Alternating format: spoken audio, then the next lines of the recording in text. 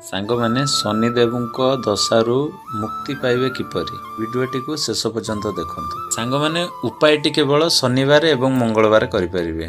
उपायटी हेउछि कौनसी शनिवार दिन आपण माने शनिदेव जी मंदिर रे हनुमान चालीसा 11 थर किंबा 21 थर संकल्प करी जपिबा आवश्यक एवं शनि मंदिर रे आपण माने कला खसा एवं सोरिष तेल दान करने आवश्यक। दान कला बेले आपण माने मने मने उच्चारण करुवा आवश्यक। ओम सन शनिश्चराय नमः, ओम सन शनिश्चराय नमः, ओम सन शनिश्चराय नमः।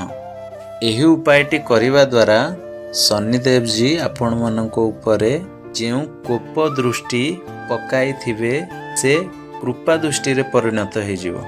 जय श्री राम सांग माने।